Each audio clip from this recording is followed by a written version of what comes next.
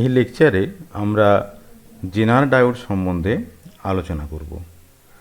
তো জেনার ডায়োড এই ব্যাপারটা বুঝতে গেলে আমাদের ডায়োডের যেটা রিভার্স বায়াস সেই সম্বন্ধে একটু ধারণা থাকা দরকার।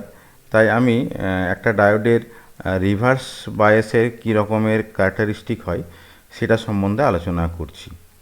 তো এটা হচ্ছে একটা ডায়োড। এই দিকটা হচ্ছে নেগেটিভ সাইডটা ব্যাটারির প্লাসের সঙ্গে কানেক্ট করা আছে বলে এই যে ডায়োডটা এটা একটা রিভার্স বায়াসে আছে। তাহলে রিভার্স বায়াসে যদি থাকে এবং তার যদি আমি ভিআই ক্যারেক্টারিস্টিক দেখি তাহলে এটা দেখতে এরকমের হবে যে আমি ভোল্টেজ বাড়াচ্ছি। সাধারণত এই ক্যারেক্টারিস্টিকটাকে এই কোয়াড্রেন্টে প্লট করা হয়। এটা হচ্ছে একটা ভার্টিক্যাল অ্যাক্সিস, এটা হচ্ছে হরাইজন্টাল অ্যাক্সিস।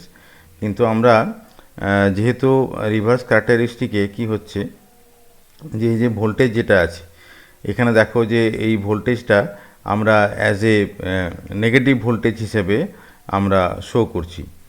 তার কারণটা কি, এখানে যেহেতু এই যে ডায়োডটা ফরওয়ার্ড বায়াসের সঙ্গে উল্টো কানেকশানে যেহেতু থাকে সেই সেন্সে আমরা যেটা বলে থাকি যে এটা এই ভি যেটা আছে আর কি, এই ভিটাকে নেগেটিভ সাইডে দেখাচ্ছি এবং এই যে কারেন্ট যেটা আছে এই কারেন্টটাকেও নেগেটিভ সাইডে দেখাচ্ছি। মানে বেসিক্যালি যেহেতু এটা ফরওয়ার্ড বায়াসের ঠিক উল্টো কানেকশন, সেই ব্যাপারটাকে বোঝানোর জন্য আমরা এটা করে থাকি। তো এখন আমরা যদি ভোল্টেজ যদি বাড়িয়ে যায়, আমি জাস্ট ম্যাগনিটিউডের কথাটা বলছি, এখানে সাইনটাকে তুমি নেগলেক্ট করো। যে ধরো আমি ভোল্টেজের যে ভ্যালুটা নেগেটিভ সাইডে যে ভ্যালু যেটা আছে সেই ভ্যালুটা আমি আস্তে আস্তে বাড়িয়ে গেলাম, তাহলে দেখা যাবে এই যে কারেন্টের যে চেঞ্জটা এটা খুবই কম হবে। এখানে দেখো যে কারেন্টকে মাইক্রো অ্যাম্পিয়ারে প্লট করা হয়েছে কারেন্টটাকে। কিন্তু দেখো যে তোমরা যখন ফরওয়ার্ড বায়াস ক্যারেক্টারিস্টিক দেখেছিলে তখন কি হয়েছিল, সেক্ষেত্রে খুব অল্প পরিমাণে ভোল্টেজ বাড়ানোর পরে কারেন্টের একটা অনেকটাই চেঞ্জ হয়েছিল। মানে এইরকমভাবে কারেন্টটা বেড়ে যায় এবং দেখা যায় যে এই যে ভোল্টেজটা আমরা যদি মোটামুটি 0.3 0.4 এর রেঞ্জে যাই তাহলে সামান্য পরিমাণে কারেন্ট পাওয়া শুরু হবে। তারপরে কারেন্টটা র্যাপিডলি বাড়তে থাকবে এবং 0.7 0.8 এই রেঞ্জে যাওয়ার পরে কারেন্টটা হিউজ অ্যামাউন্টে বেড়ে যাবে। তারপরে সাধারণত আমরা ফরওয়ার্ড ভোল্টেজ বাড়াই না এই কারণেই, যেহেতু একটা ডায়োডের একটা কারেন্ট নেওয়ার একটা পার্টিকুলার ক্ষমতা থাকে, ওই জন্য আমরা আরবিটারি ওয়েতে কারেন্টটাকে বাড়াই না। এখন রিভার্স বায়াসের ক্ষেত্রে কি হবে, রিভার্স বায়াসের ক্ষেত্রে ধরো তোমরা এই যে ভোল্টেজের যে ভ্যালুটা সাপোজ প্রথমে 0.5 করলে, তারপরে 1 করলে, 1.5 করলে, মানে যেখানে ফরওয়ার্ড বায়াসে মোটামুটি আমরা ম্যাক্সিমামটাই ওই 0.7 0.8 ভোল্টেজ দিই, তার বেশি দিই না। কিন্তু রিভার্স বায়াসে দেখবে ধরো এখানে 1 ভোল্ট অ্যাপ্লাই করলে, মোটামুটি ধরো এই জায়গাটা হচ্ছে 1 ভোল্ট, 1 ভোল্ট পর্যন্ত দেখবে যে তুমি অ্যামমিটারে কোনো কারেন্ট দেখতে পাবে না। অর্থাৎ এইরকমভাবে যদি তোমরা একটা সার্কিট ল্যাবরেটরিতে যদি ডিজাইন করো তাহলে দেখবে যে মোটামুটি 1 ভোল্ট অবধি কোনো কারেন্ট পাচ্ছ না। তারপরে ফার্দার তুমি ভোল্টেজটাকে আবার বাড়াতে শুরু করলে 1.5 2। তো এইবারে ডায়োডের উপরে ডিপেন্ড করে, সেটা আমি পরে আসছি, যে এক একটা ডায়োডের ক্ষেত্রে এই যে এই পার্টিকুলার রিজিয়ানটা এক এক রকমের হবে। তো একটা পার্টিকুলার ভোল্টেজ ভ্যালু পাওয়া যাবে যেটাকে আমি ভিজেড নাম দিচ্ছি। এই পার্টিকুলার ভোল্টেজটাতে কি হবে যে এই কারেন্টটা মানে র্যাপিডলি বেড়ে যাবে। দেখো এই জায়গাটাতে কারেন্টের যে গ্রাফটা, এখানে কি দেখা যাচ্ছে যে কারেন্টটা র্যাপিডলি বেড়ে যাচ্ছে। ভিজেড ফর দ্য ভ্যালু ভিজেড, এই ভ্যালুটাকে আমরা বলছি ভিজেড। যে রিভার্স বায়াস হলেও প্রথমে এটা ঠিকই যে মাইক্রো অ্যাম্পিয়ার অর্ডারে কারেন্ট পাওয়া যাচ্ছে, কিন্তু তা সত্ত্বেও যখন আমি রিভার্স ভোল্টেজের ভ্যালুটা অনেকটা বাড়িয়ে দেবো, কতটা বাড়াবো সেটা আমি পরে আসছি, বাট একটা সিগনিফিক্যান্টলি আমরা যদি এই ভোল্টেজের ভ্যালুটাকে বাড়িয়ে দিই তাহলে দেখা যাবে যে একটা নির্দিষ্ট ভ্যালুতে আমি একটা সিগনিফিক্যান্ট অ্যামাউন্টের একটা কারেন্ট পাবো।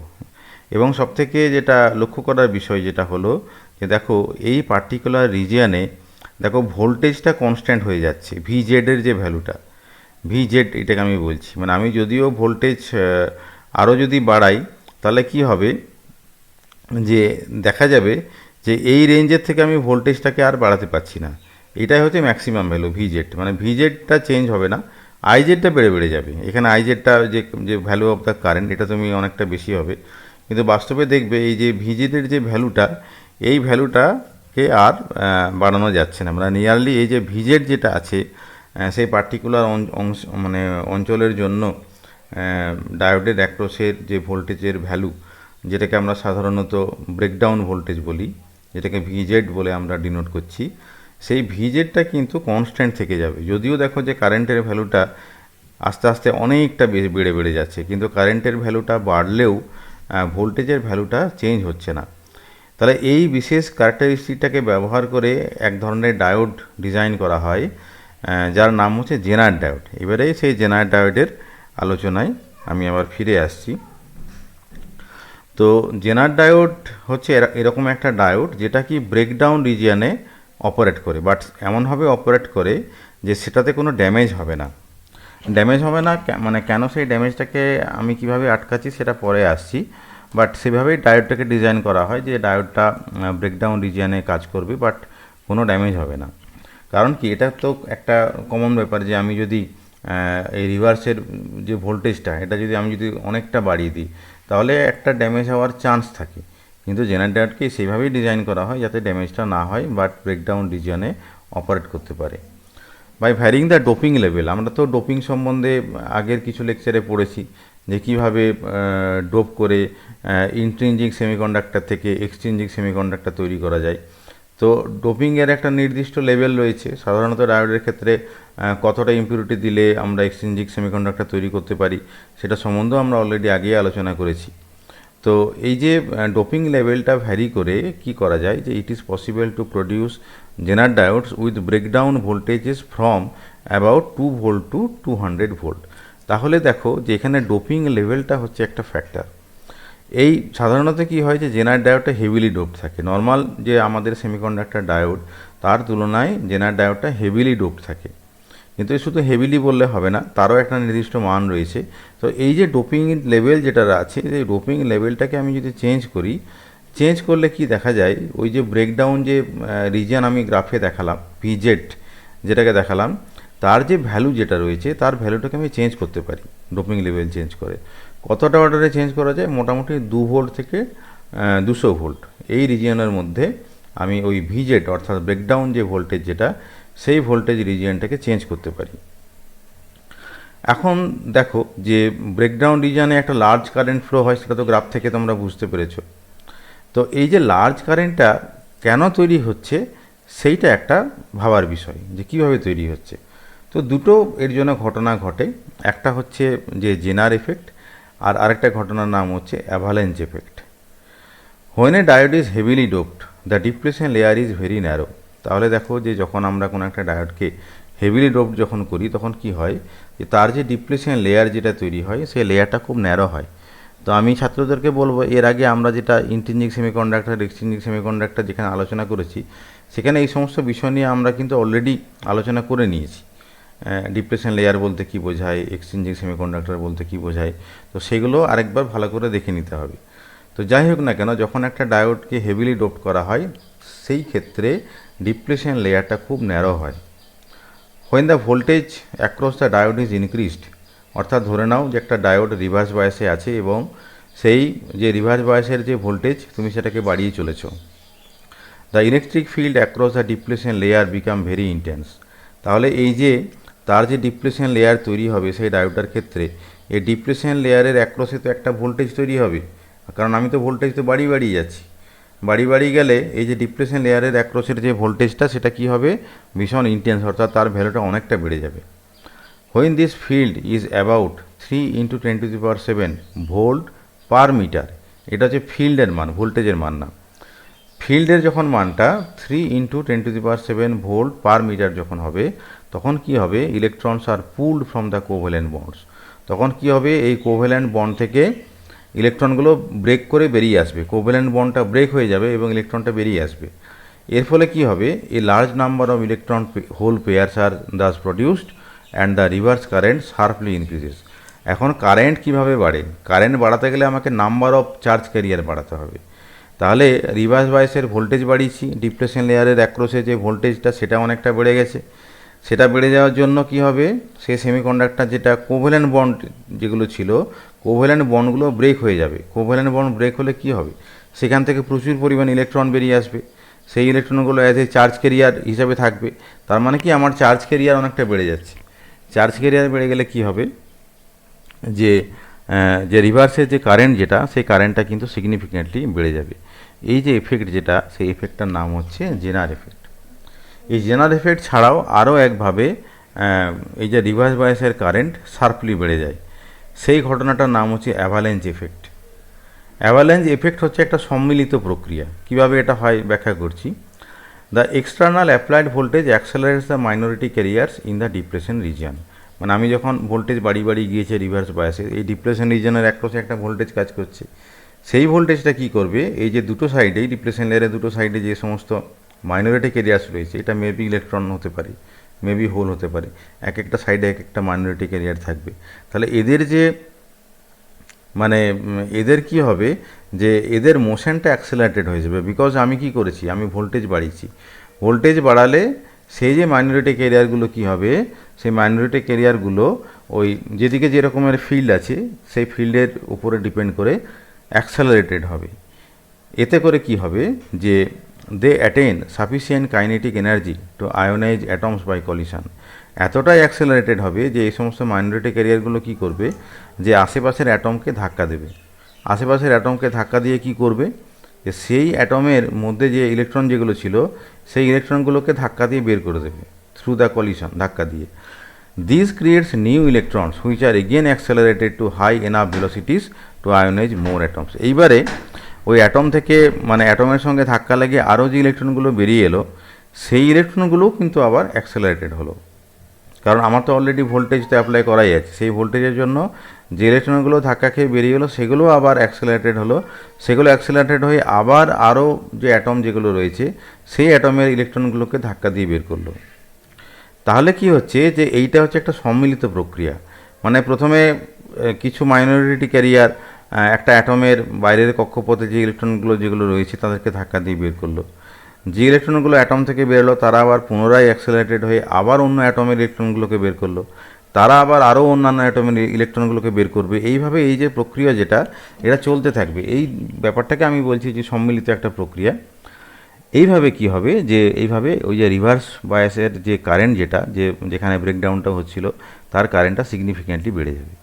তাহলে দুভাবে বাড়তে পারে, একটা হচ্ছে জেনার এফেক্ট, আর এখন যে এফেক্ট যেটা বললাম তার নাম হচ্ছে অ্যাভালেঞ্জ এফেক্ট।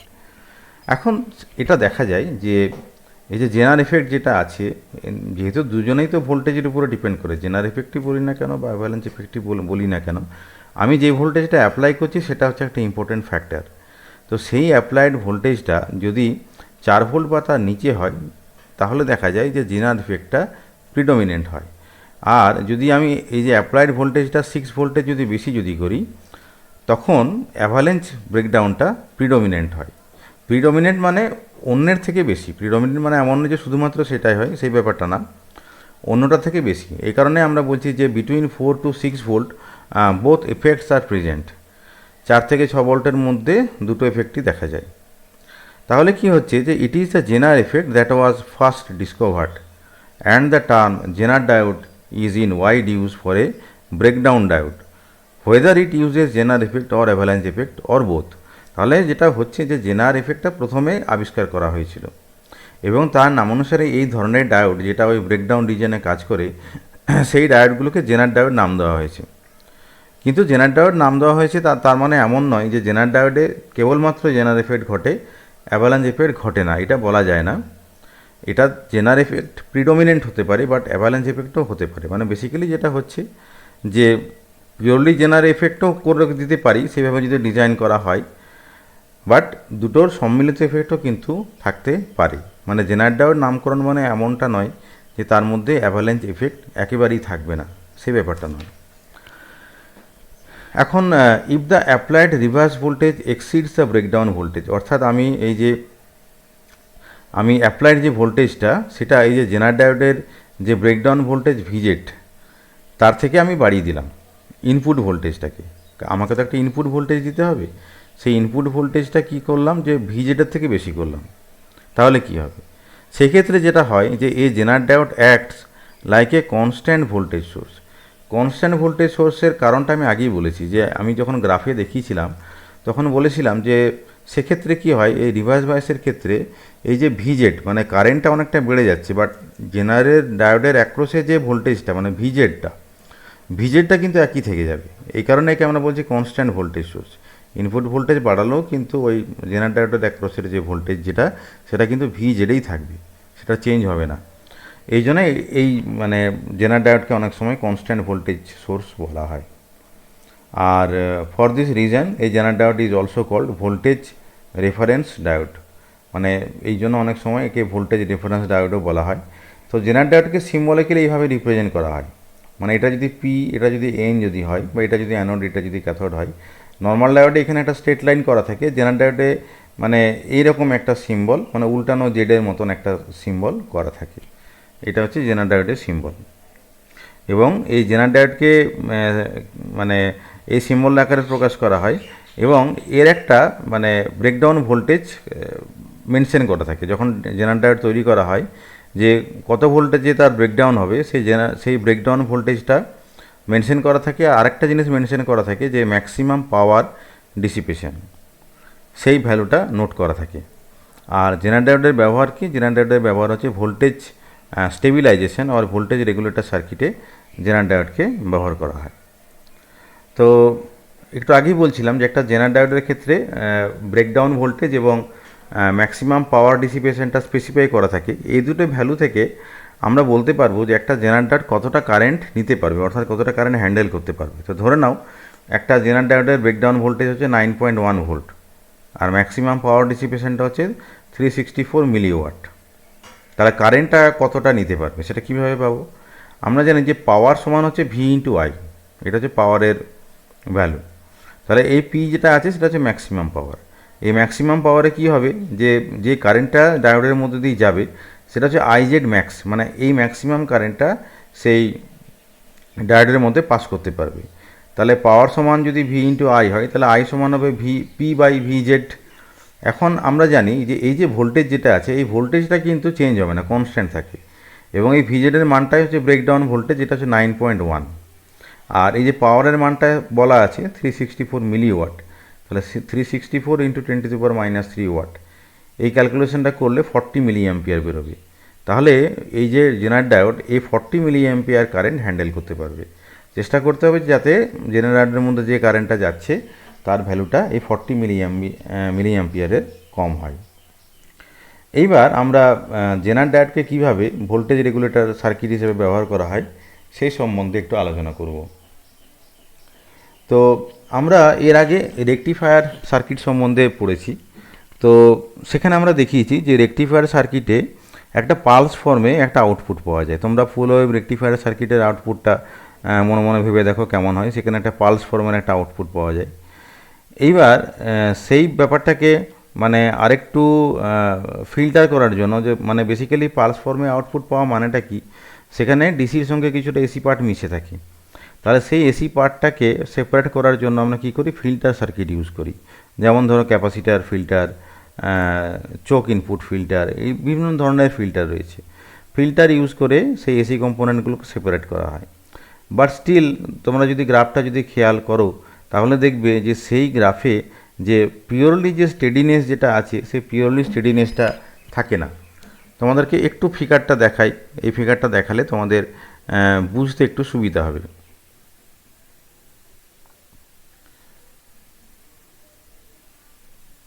যেমন ধরো এই যে ডটেড কার্ভ যেটা, এই ডটেড কার্ভটা হচ্ছে একটা ফুল ওয়েভ রেকটিফায়ারের আউটপুট, এই ডটেড কার্ভটা।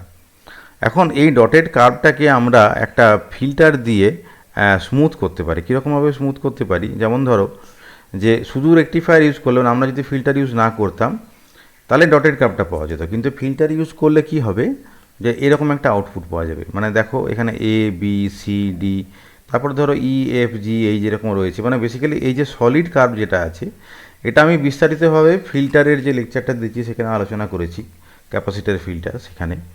বাট বেসিক্যালি যেটা হচ্ছে যে আউটপুট যেটা তুমি পাচ্ছ সেটা হচ্ছে এই যে সলিড কার্ভ যেটা রয়েছে, এই সলিড কার্ভ এটা হচ্ছে আউটপুট।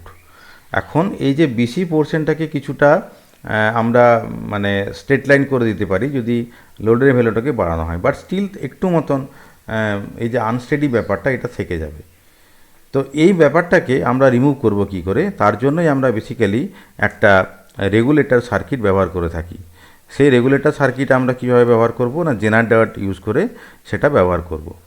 তার মানে যেটা হচ্ছে যে আমরা যদিও দেখো যে ফিল্টার ইউজ করেছি, বাট সেই যে পাওয়ার সাপ্লাই যেটা আছে সেই পাওয়ার সাপ্লাই কিন্তু বাস্তবে আমরা ব্যবহার করতে পারবো না।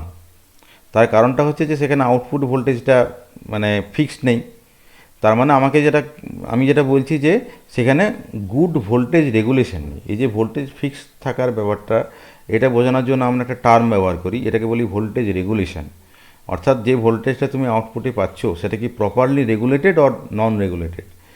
নন রেগুলেটেড বা আনরেগুলেটেড বলতে যেটা আমরা বুঝি যে সেখানে আউটপুটটা স্টেডি নয়।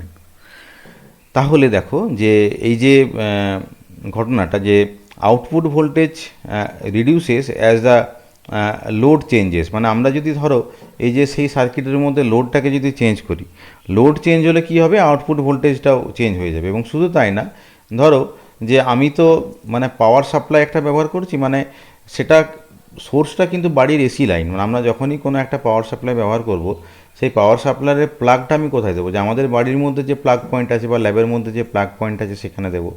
মানে এই যে যন্ত্রটার সোর্সটা হচ্ছে কিন্তু বাড়ির মেন এসি লাইনটা। তাহলে এই এসি লাইনে যদি ফ্লাকচুয়েশন যদি হয়, মানে এসি ভোল্টেজটা যদি ফ্লাকচুয়েট হয়, তাহলে আউটপুটে তুমি যে ভোল্টেজটা পাচ্ছ সেই ভোল্টেজেরও নিশ্চয়ই ফ্লাকচুয়েশন হবে। এই একটা ঘটনা। এবং দ্বিতীয় যেটা আগে যেটা বললাম যে ধরো তুমি সার্কিটের মধ্যে কি করেছো, একটা তো লোড ইউজ করেছো আরএল। এই লোডের সিগনিফিকেন্স হচ্ছে যে এই সার্কিটটাকে আমি যে কোনো জায়গায় লাগাতে পারি, যে কোনো জায়গায়। লোডটা মানে গ্যাজেটের উপর ডিপেন্ড করে লোডটা হবে। লোড মানে আমরা ল্যাবে একটা পার্টিকুলার রেজিস্ট্যান্সের ভ্যালু ব্যবহার করি, বাট ব্যবহারিক ক্ষেত্রে কি হয়, এই লোড বলতে যেটা বোঝানো হয় যে এই সার্কিটটাকে আমরা বিভিন্ন গ্যাজেটের ক্ষেত্রে অ্যাপ্লাই করব। বিভিন্ন গ্যাজেটে বিভিন্ন লোড থাকবে, তাহলে স্বাভাবিকভাবে কী হবে যে লোড চেঞ্জ হলে কী হবে, যে সেখানে আউটপুট ভোল্টেজটাও চেঞ্জ হবে। তার মানে বেসিক্যালি আউটপুট ভোল্টেজটা লোডের ভ্যারিয়েশনও চেঞ্জ হবে, এবং আমি যে বাড়ির যে মেন যে পাওয়ার লাইন তার ভোল্টেজ ভ্যারিয়েশনও চেঞ্জ হয়ে যাবে। তাহলে এই যে চেঞ্জ হয়ে যাওয়া ব্যাপারটা, এটাকে আমি আটকাবো কী করে? এর জন্যই কিন্তু বেসিক্যালি একটা সার্কিটের প্রয়োজন হয়, যেটাকে আমরা বলে থাকি যে voltage regulator circuit or stabiliser circuit. তোমরা স্টেবিলাইজার এই কথাটা হয়তো শুনে থাকবে, দেখবে অনেকের ক্ষেত্রে বাড়ির ফ্রিজ বলো বা এসি বলো, সেখানে একটা সার্কিট ব্যবহার করা হয় যেটাকে আমরা বলি স্টেবিলাইজার সার্কিট। তো স্টেবিলাইজার সার্কিট মানে আমাকে একটা ভোল্টেজ রেগুলেটর সার্কিট বানাতে হবে। তো ভোল্টেজ রেগুলেটর সার্কিট কিন্তু অনেকভাবে বানানো যায়। তার মধ্যে একটা হলো যে জেনার ডায়োড ব্যবহার করে বানানো, যেটা আমরা এই লেকচারে আলোচনা করব। বাট তোমাদেরকে মনে রাখতে হবে যে এমনটা নয় যে শুধুমাত্র জেনার ডায়োড দিয়েই ভোল্টেজ রেগুলেশন করা যায়। ভোল্টেজ রেগুলেশন আরও অন্যান্য সার্কিট দিয়েও করা যেতে পারে।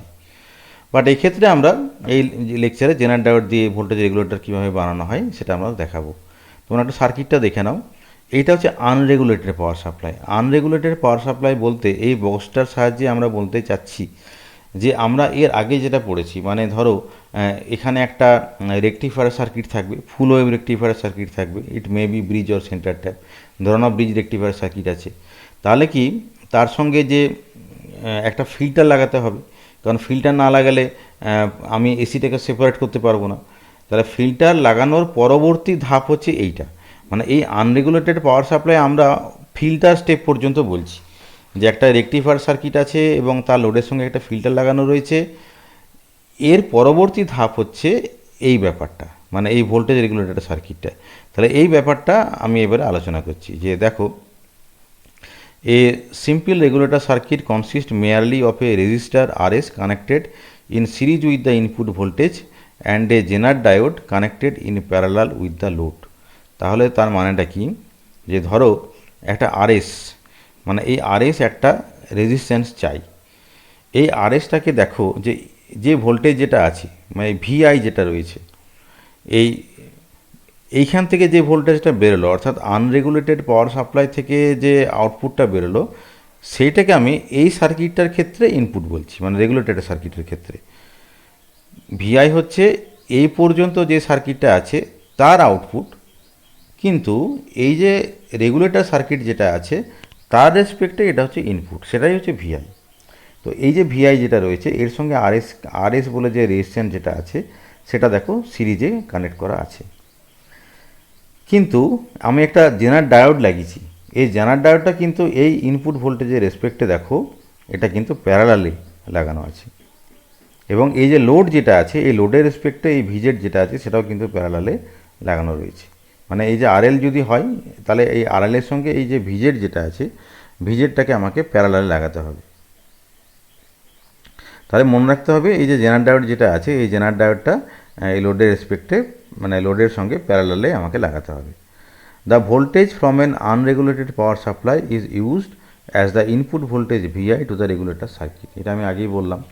As long as the voltage across RL is less than the Zener breakdown voltage VZ the Zener diode does not conduct. এই ব্যাপারটা এবারে বোঝো যে ধরো এখানে ইনপুট ভোল্টেজ হচ্ছে ভিআই, এখানে আরএস রেজিস্ট্যান্স লাগাচ্ছ, তাহলে তুমি একটা নেট কারেন্ট পাবে।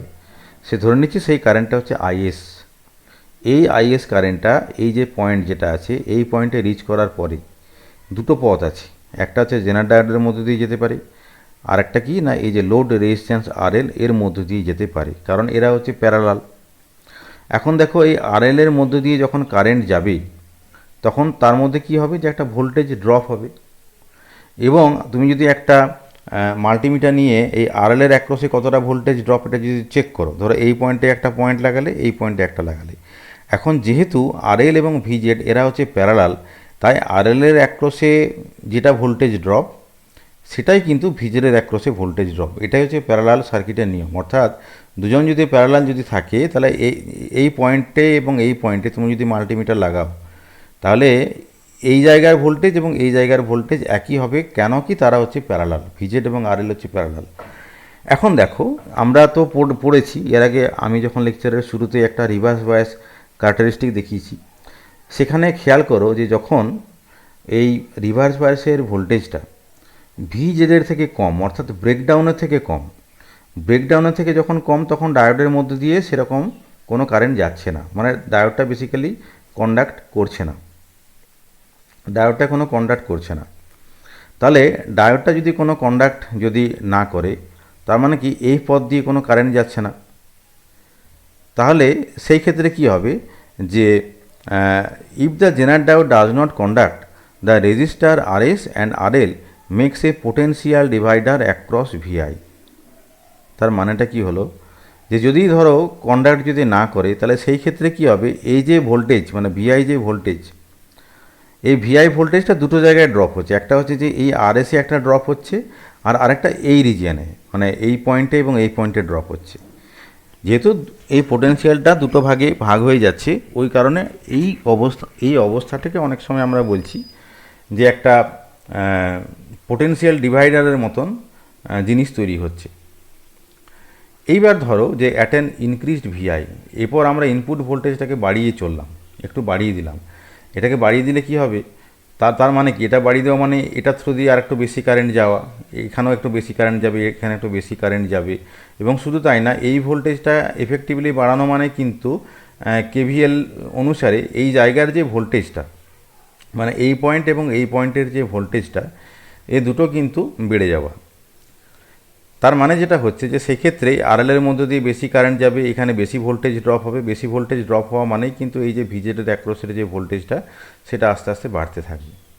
বাড়তে থাকলে কি হবে তখন কিন্তু যখন এই যে ভিজেডের থেকে ভোল্টেজটা যখন বেশি হয়ে যাবে, এই আরএলের অ্যাক্রসের যে ভোল্টেজটা যখন ভিজেডের থেকে যখন বেশি হয়ে যাবে তখন কি হবে, তখন কিন্তু এই জেনার ডায়োডটা ব্রেকডাউন রিজনে কাজ করবে, যে গ্রাফটা আগেই আমি দেখেছি লেকচারের শুরুতে। তাহলে কি হচ্ছে যে ব্রেকডাউন রিজনে কাজ করলো, but the resistor RS limits the Zener current from exceeding its rated maximum IZ max. দেখো এখানে আরএস একটা রেজিস্ট্যান্স আমরা এই কারণে লাগিয়ে দিয়েছি কারণ আমরা চাইছি যে এই ভিআই এই যে ভোল্টেজ এই ভোল্টেজটাকে চেঞ্জ করছি, ধর আমরা বাড়িয়ে ফেলেছি, বাড়িয়ে দিলেও আরএস এই রেজিস্ট্যান্সটা লাগানোর জন্য কি হবে যে এই ডায়োডে একটু হলেও কম কারেন্ট যাবে, কারণ আরএস মানে তো রেজিস্ট্যান্স, এই রেজিস্ট্যান্স সবসময়তে চাইবে এই কারেন্টের ভ্যালুকে কমিয়ে দিতে। তাহলে কি হবে, এই যে দেখো এখানে যে কারেন্ট যেটা যাচ্ছিল আরএস হয়ে যে কারেন্টটা, সেটা বেসিক্যালি দুটো ভাগে ব্রাঞ্চিং হয়েছে। একটা কারেন্ট হচ্ছে আইএল, লোডের মধ্যে দিয়ে যাচ্ছে, এবং আরেকটা কারেন্ট হচ্ছে আইজেড, যেটা হচ্ছে জেনারেলের মধ্যে দিয়ে যাচ্ছে। মানে IS is equal to IL plus IZ. এখন আইএস বাড়লে দুটোই বাড়বে, আইএল আইজেড বাড়বে, কিন্তু জেনারেল একটা ম্যাক্সিমাম কারেন্ট নেওয়ার ক্ষমতা থাকে। এই কারণে এই আরএসটাকে আমি কন্ট্রোল করে এই আইএসটাকে চেঞ্জ করব, যাতে করে এই যে জেনারেটরের মধ্যে যে কারেন্টটা পাস করবে সেটা যেন আইজেড ম্যাক্সের থেকে কম হয়। আইজেড ম্যাক্সের থেকে কম হলে ডায়োডটা ঠিক থাকবে, আদারওয়াইজ ডায়োডটা নষ্ট হয়ে যেতে পারে। তাহলে আরএস রেজিস্ট্যান্স লাগানোর উদ্দেশ্যটাই হলো যে বেসিক্যালি এই জেনারেট ডায়োডের যে ম্যাক্সিমাম কারেন্ট ভ্যালু যেটা আছে সেটাকে কিন্তু কন্ট্রোল করা। তাহলে আমি একটু আগে যেটা বললাম যে এই আইএস যেটা রয়েছে, IS is equal to IZ plus IL. এখন ঘটনা দেখো যে when the Zener diode operates in its breakdown region, the voltage VZ across it remains fairly constant even though the current IZ flowing through it may vary considerably.